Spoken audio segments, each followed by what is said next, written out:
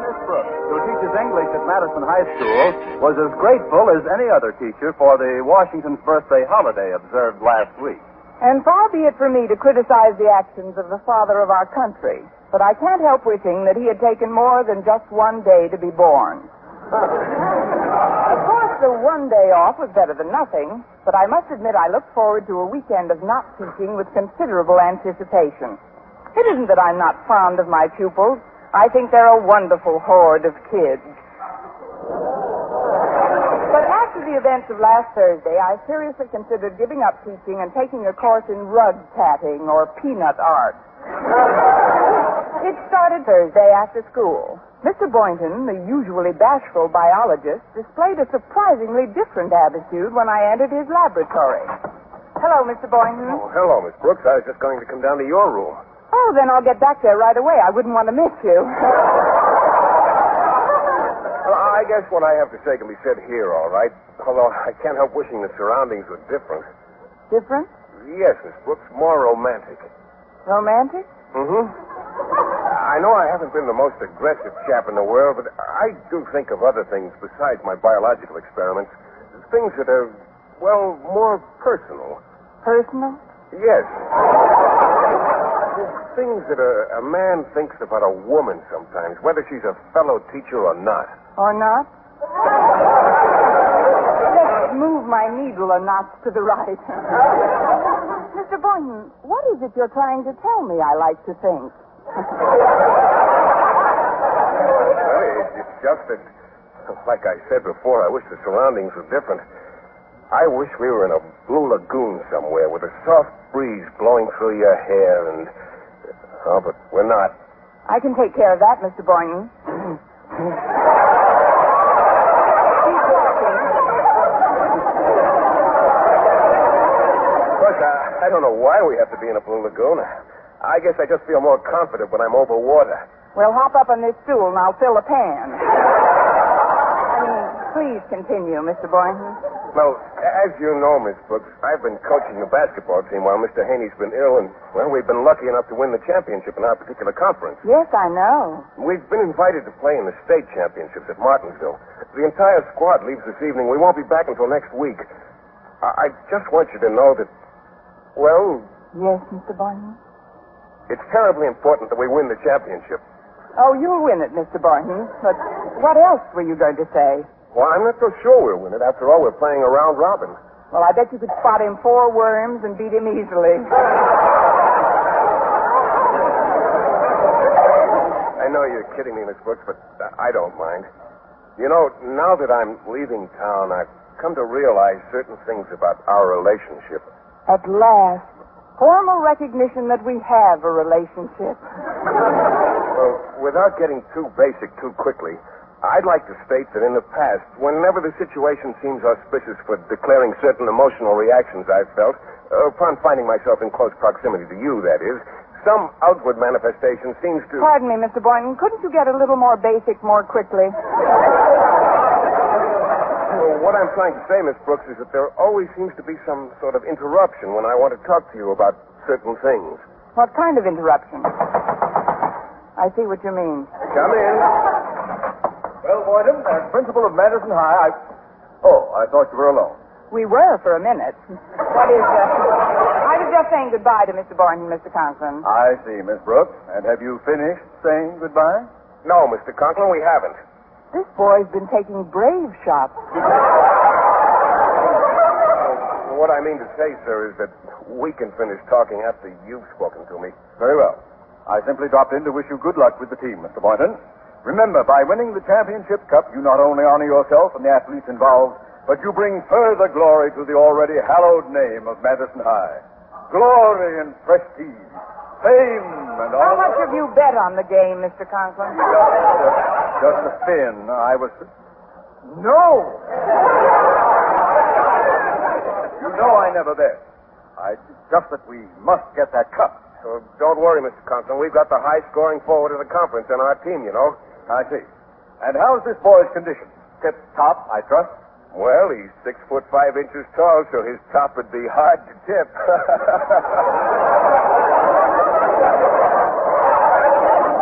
That's joke, sir. Thank you. By the way, Miss Brooks, is this the boy we transferred from Miss Enright's English class to yours? Yes, sir. Well, tell me, how's his state of mind? What there is of it is quite happy. Well, I know he's not a brilliant student, but now that he's in your class, Miss Brooks, I'm sure he'll improve.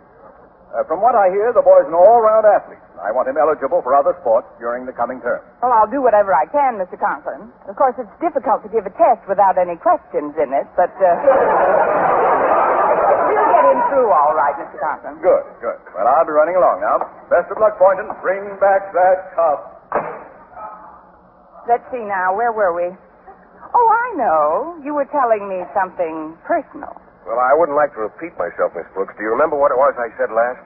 Oh, how could I possibly remember what you said minutes ago? It was just something about you'd like to state that in the past, whenever the situation seemed auspicious for declaring certain emotional reactions you felt upon finding yourself in close proximity to me, that is, some outward manifestation seemed... That's right. And then you said, couldn't we get a little more basic more quickly? Right. Then you said there always seems to be some sort of interruption when you want to talk to me about certain things. And then you said, what kind of interruption?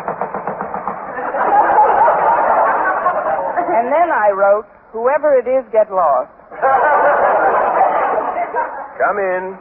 Hiya, Coach. Hello, Miss Brooks. Hello, Walter. How are you? Fine and dandy. Good. Bye-bye, Walter. I just wanted to remind Mr. Boynton about the big doings tonight. There's going to be a torchlight parade and a snake dance. You'll be there, won't you, Miss Brooks? Yes, Walter, if I can find a snake in time. Yeah. Oh, before I go, Miss Brooks, have you seen Stretch around anywhere? Oh, no, not for the past 2 hours. Well, if he shows up, please send him into the gym, will you?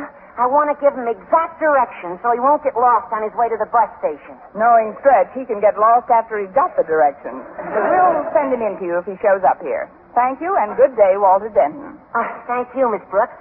And may I suggest that you speed Mr. Boynton on his way with a salutation befitting the mentor of a sterling aggregation such as the Madison basketball team? Walter. So long, Coach.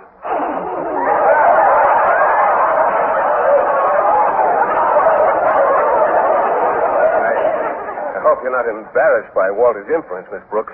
If you think that would embarrass me, you need a coach. Now, let's take off for that blue lagoon, huh? I'm afraid I don't comprehend, Miss Brooks. My hair is blowing in the breeze again. What is it you were trying to tell me before Walter came in? Well, it's just that with my leaving tonight, we won't be seeing each other at all over the weekend. I know, Mr. Boynton. Come in. Oh, it's Stretch. How are you, son? Hi, Mr. Boynton. Hello, Miss Brooks. Hi. Well, how do you feel about our impending junket? Huh? Mr. Boynton wants to know how you feel about the trip you're taking this evening. Oh, well, I ain't going. Stretch, don't say ain't. Don't say you ain't going. What's the trouble, Stretch? You're not ill, are you? There's nothing wrong with me physically.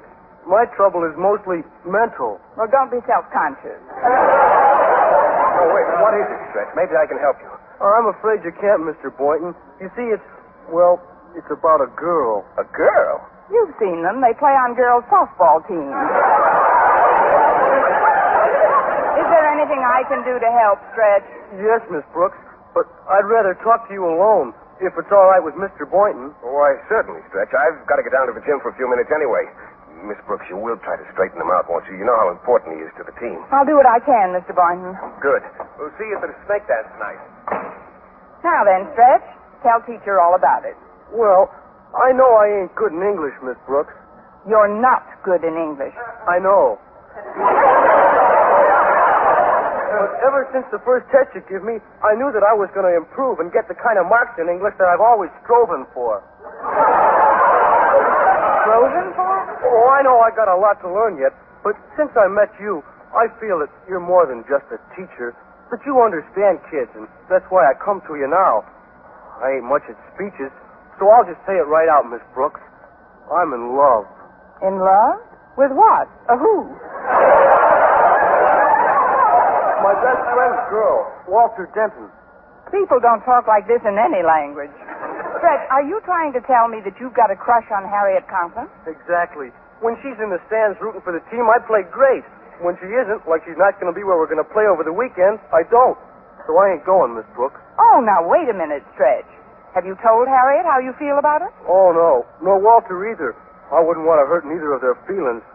Just that I can't play without Harriet in the stands. Look, Stretch, I heard that they're going to show the games on television right here in Madison. That means that Harriet will be in the stands. She'll be right on the sidelines watching your every move. Honest, Miss Brooks? May I swallow a board eraser? Now, will you attend the ceremonies tonight and then leave with the rest of the team for Martinsville? Well, if you say Harriet will be there on the sidelines, I guess I'll go along. Good. I knew you wouldn't disappoint Mr. Boynton and me. He was kind of counting on me, I guess. Funny thing about him, though. For a smart scientist, he's not very smart about getting someplace sometime. Why, Stretch, what do you mean? Like with you, I mean. Here you are, a smart, pretty, brainy English teacher with no other attachments, and he don't do nothing about it. Stretch, Yes, Miss Brooks? you ain't just flapping your lips, Doc.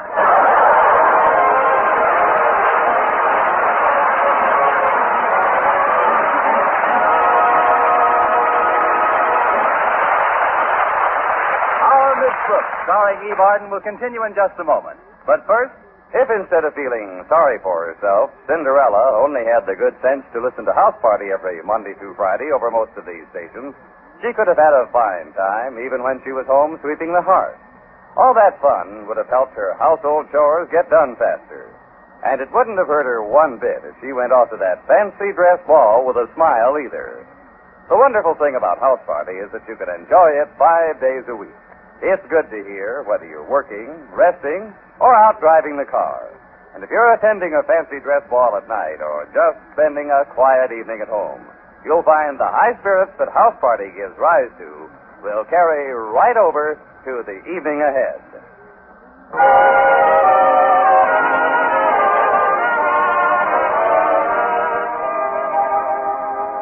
Well, the pre-victory celebration was a huge success. A 1-hour snake dance and the 6-mile torch parade came off promptly at 8 o'clock. And my seat came off promptly at 9. After seeing the basketball squad off for the bus depot, I immediately limped home for a nice, warm bath. Mrs. Davis, my landlady, was sitting in the living room when I opened the door. Good evening, Connie.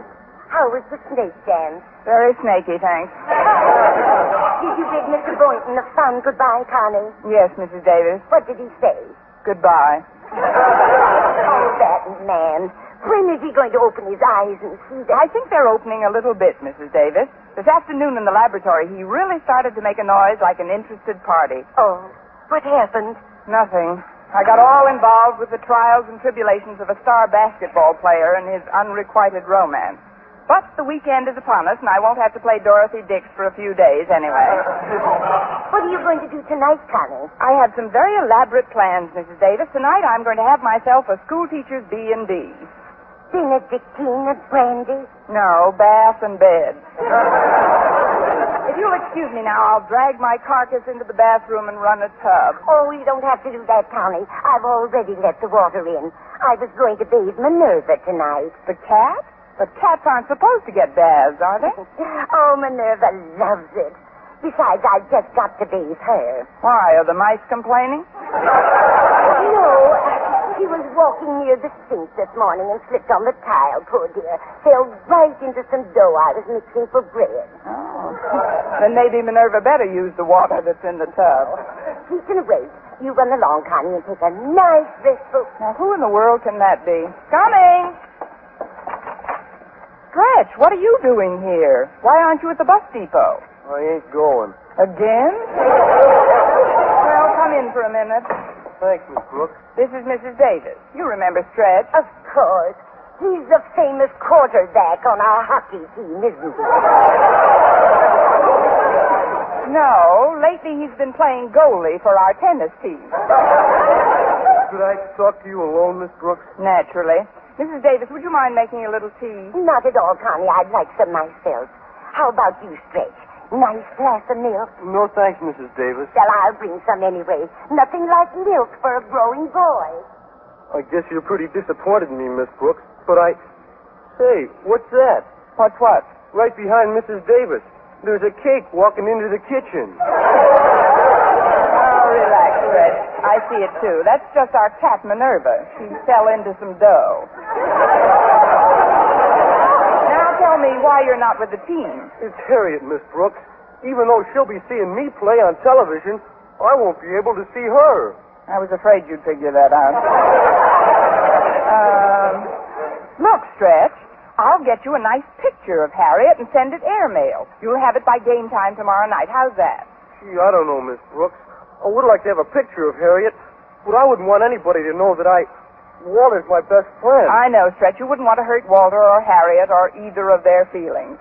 Believe me, I'll get the picture without anyone knowing for whom it's intended. I hate to be such a problem to you, but, well, I never mixed much with other kids outside of athletics, I mean. And I think my name has something to do with it. Your name? You see, my real name is Fabian Snodgrass. I guess when I was little and kids kidded me about it, I got sensitive. I see. Stretch, do you have any brothers or sisters? Sure. 2 sisters and 1 brother. And do they have peculiar names, too? Oh, no. They all got perfectly normal names. It's like the other day when I was talking to my sister. Rapunzel, I said.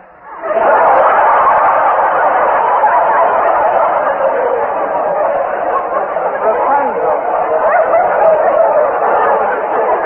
Well, that does it. I'll go into your case more thoroughly when you get back from this trip, Stretch, but right now you've got to rejoin the team. Come along. You won't forget to send a picture, Miss Brooks. I won't forget, Stretch. Lots of luck and goodbye again. Rapunzel Snodgrass. Now, there's a family for you. Oh, well, now for that bath. I better see if the water's still warm. Oh, it's pretty cold. I better let it out and run a fresh one. Come and get your tea, Connie. I'll be right there, Mrs. Davis. I'm afraid Minerva's water got a little cool. I'm running another tub for myself. Very well, dear. Where did Stretch go? Back to the bus depot. Wait till I close this door. The poor kid, he's hopelessly in love. Yes, I overheard. But he shouldn't worry so much about the other boy in the case. Why, when my sister Angela was a girl, she never went out with one boy at a time. She didn't? No, she played the field, Angela did. Why, I remember one time she went out with twins for over a year before she found out they were triplets. Poor Angela. The eternal quadrangle. I'd better take a look at that bath. There. Nice and hot. Now to get these clothes off and... Oh, no, not another interruption. Hi, Miss Brooks. It's me. Can I come in for a minute? Yes, Walter, but that's about all. I'm trying to take a bath. Well, that'll have to wait, Miss Brooks. Well, it's getting plenty of practice. What's the matter, Walter? It's Stretch. He disappeared from the station, and when last seen, he was heading in this direction. He did come here, Walter, but I sent him back down to the depot. Well, that seems like a pretty silly maneuver. So what did he come here about? He wanted some advice. He's in love, Walter. In love? In love with who? Whom? Who's she?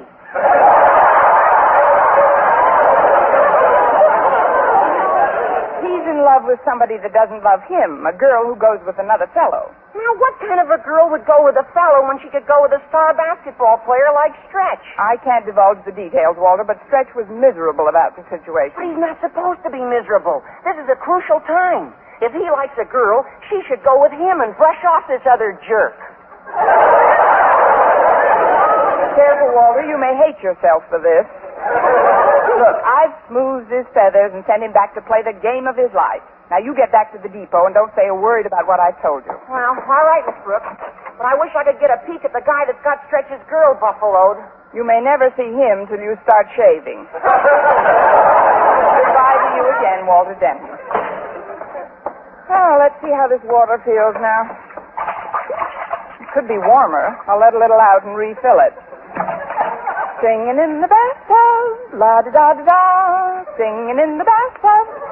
Now we'll just put the plug back in, run some more water.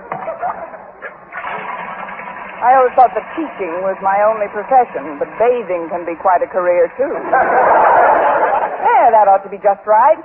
Singing in the bathtub, nothing can go wrong. Singing in the bathtub, oh, I should live so long. Come in, whoever you are. Oh, it's Mr. Boynton. Oh, I'm sorry to bother you, Miss Brooks, but Walter Denton's disappeared from the bus depot. Have you seen him? Of course I've seen him. Won't you come inside, Mr. Boynton? I haven't time, Miss Brooks. You say you saw Walter. Where is he now? On the way back to the bus depot. Oh, good. Stretch got down there before I left, and when he found Walter gone, he was quite upset. Now everything will be all right. Sorry to have troubled you, Miss Brooks. See you next week. Goodbye. Goodbye, you greyhound Lochinvar. Well, at least there's nothing to stop me from taking that bath now. I couldn't have gotten cool in that short space of time. Let's see. No, it's exactly the right temperature. I don't have to let out a drop. Wrong again. Oh, no, it's not you again, Stretch. I'm a monster. What do you want from me, an affidavit? What's wrong this time? When Walter came back to the depot, I took one look at him, and then I knew. Knew what? I couldn't go to Martinsville without his girl, Harriet. I just can't play unless she's really in the stands. All right, Stretch, I'll do my best. Go back down to the depot and wait for me. What are you going to do, Miss Brooks? I'm going to slip on a straitjacket and run over to the Conklins.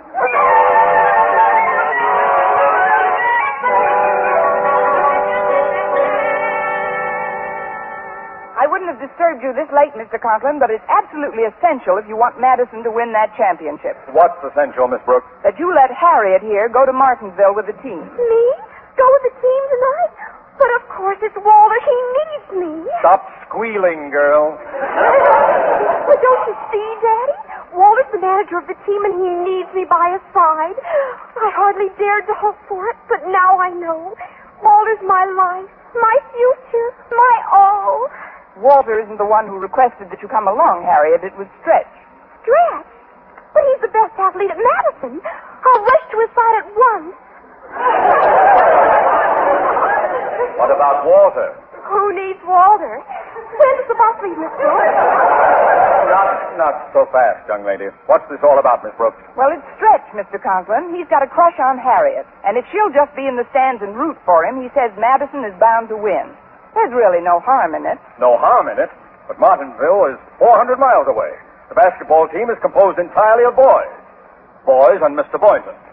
Who'd chaperone my daughter? Who else but Miss Brooks? Come on, Miss Brooks, pack a bag and we'll have to... Oh, just a minute, Harriet. I can't go. Oh, of course you can. It's your idea, isn't it? Now go on home and get... Wait a minute. With Mr. Boynton coaching the team, you'll need a chaperone yourself. Then why don't you come along, Daddy? What? Me, the principal of the school, leave Madison for a weekend? To watch our basketball team play a round robin with the best teams in the state?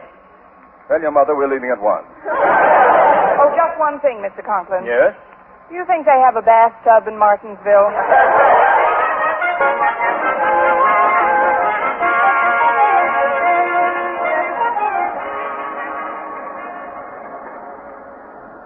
Well, I never thought when I woke up this morning that I'd be riding on the bus with you and the team tonight, Mr. Boynton. Oh, I'm glad it worked out this way, Miss Brooks. I am too. Me too. Driver, I'm Mr. Conklin, the principal of Madison High. Oh, how do you do, Mr. Conklin? My name's Fredericks. What can I do for you? Well, I'd like to open a few of these windows if nobody minds. It's kind of stuffy in here. Yeah, it is kind of crowded in the bus. You see, we didn't expect all you extra passengers. In fact, there was one kid back at the depot I couldn't even allow on. Which kid was that, Mr. Fredericks? Oh, some tall fella said his name was Snodgrass, Stretch Snodgrass. Well, just as long as he wasn't an important member of the team, it's... Stretch Snodgrass!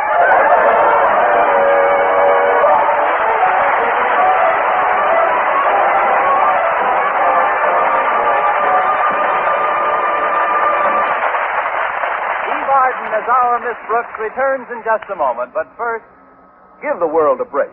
Give it the smile it deserves. And while you're at it, give yourself a break, too. Keep smiling to the antics of our expanded Amos and Andy Music Hall and on the hour-long Robert Q. Lewis Show. Both of these lighthearted programs come your way over most of these stations each Monday through Friday night and Saturday in the daytime, too. And each of them, in any number of ways, is a listening delight. Amos and Andy, the Kingfish, and all of their friends, including some of the biggest names in show business, are open for business 6 times a week, now at their music hall. And since their business is a pleasure, you'll find it a happy place to be. The Robert Q. Lewis Show offers you unlimited opportunities for having a good time, too.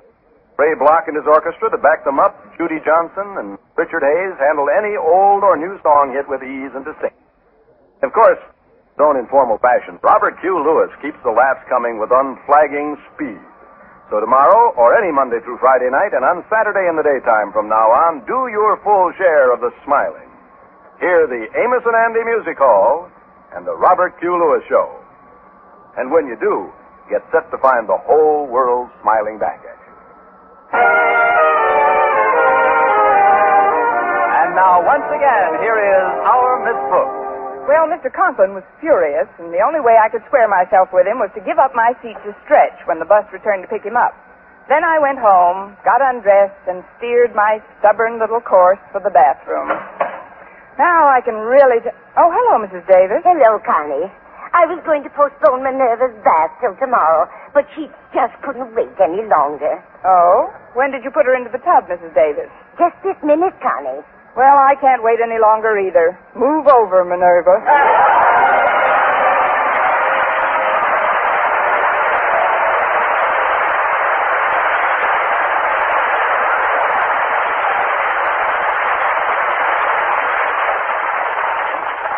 Where are you going, little girl? Said the wolf to Red Riding Hood. I'll bet you're going to your grandmother's house and that's a basket of goodies you have on your arm. You lose your bet, said Red Riding Hood. In the first place, it's not a basket of goodies, it's my lunch. In the second place, I'm not going to my grandmother's house, I'm staying here. In the third place, I'm not a little girl in the first place, but a full-fledged member of the Ground Observer Corps spotting planes here on this hilltop. Incidentally, spotters are needed for all shifts to help keep Uncle Sam's defense network operating 24 hours a day. If you have nothing better to do than jump out at people from behind trees, I suggest you might use your time more valuably by volunteering for the Ground Observer Corps yourself. Civil defense is everybody's business. Little girls, growled the wolf, are getting too smart these days, and he was right. It's smart to help guard your own home and community from danger from the air. Why don't you join your neighbors who are already members of GOC? Wherever you live, whatever hours you can give, there's a place for you in Operation Skywatch. CBS Radio urges you to get in touch with your local Civil Defense office for more information about the Ground Observer Corps.